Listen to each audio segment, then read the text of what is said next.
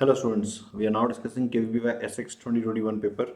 We are at question number 98, which is 8th question of part 2 of physics. So let's see what this question says. तो इस question के अंदर हमको एक rectangular reason दे रखा है ABCD, ठीक है। तो इसको मान लेते हैं A, इसको मान लेते हैं B, इसको मान लेते हैं C और इसको मान लेते हैं D, ठीक है। And there is a magnetic field B not directed perpendicular to the plane of the rectangle. तो B not magnetic field inwards मान लेते हैं, जो कि हर जगह पे एग्जिस्ट करता है।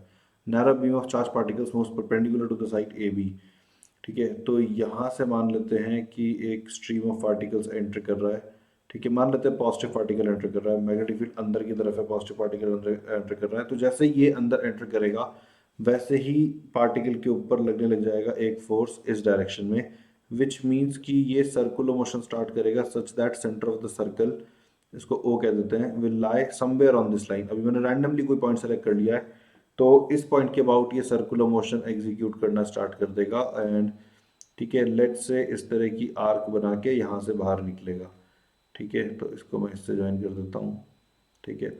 तो ये डिस्टेंस अगर मैं R1 क्लेम कर दूं तो ये डिस्टेंस भी R1 हो जाएगा, राइट, ठीक है। अब क्वेश्चन कहता है कि BC साइड से बाहर निकल गया और डिफ्लेक्शन 30 डिग्री का था। अब हम डिफ्लेक्शन कहेंगे किसे, यहाँ से हम टेंजेंट ड्रॉ करते हैं, इसको आगे बढ़ाते हैं, तो ये जो एंगल होगा ये डिफ्लेक्शन कहलाएगा। और ये एंगल जितना भी होता है सर्कल में यहाँ पे भी वही सेम एंगल बन जाता है, so this angle should be 30 degree, ठीक है। तो ये सिचुएशन हो गई। अब हम क्या कर रहे हैं, हम मैग्नेटिक फील्ड को मॉडिफाई कर रहे हैं such that the deflection becomes more, deflection ज़्यादा हो जाए, ठीक है। तो उसके लिए हमें कितना मैग्नेटिक फील्ड चाहिए। तो अब देखो हम, और हमने और कुछ चेंज नहीं करा, हमने सिर्फ मैग्नेटिक फील्ड को चेंज करा है। यानी कि सपोज ये डिस्टेंस जो था ये हमें पता नहीं था, मान लेते हैं ये ए था, तो ये डिस्टेंस अभी इतना ही है। अब हम कह रहे हैं कि यहाँ से पार्टिकल आएगा और डिफ्लेक्शन ज़्यादा होना चाहिए।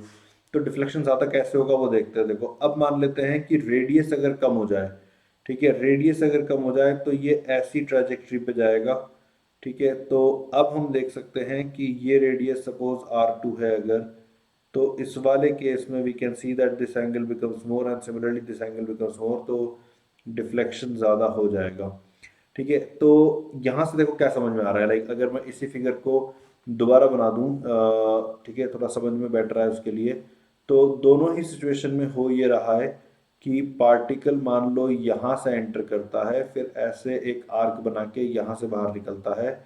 दोनों ही केस में सेंटर इस लाइन पे कहीं पे लाई करेगा, ठीक है। ये डिस्टेंस अगर इसको मैं सेंटर से ज्वाइन कर दूं तो ये अगर R है तो ये भी R ही होना चाहिए। मेरे फिगर्स ऑफ कोर्स ऐसा नहीं लग रहा है, ये डिस्टेंस हमने A माना है और ये डिफ्लेक्शन है।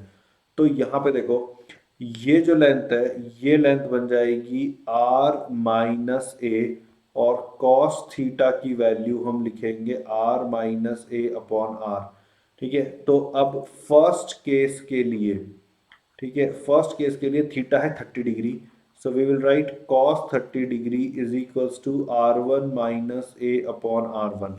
इसको इक्वेशन नंबर 1 कह देते हैं। इसी तरीके से सेकेंड केस में क्या चेंज हुआ, सेकेंड केस में डिफ्लेक्शन चेंज होकर 60 डिग्री हो गया, तो cos 60 is equals to radius of curvature change हो गया, ए तो वही रहा, तो ये इक्वेशन नंबर 2 बन जाएगी हमारे लिए, ठीक है। तो अब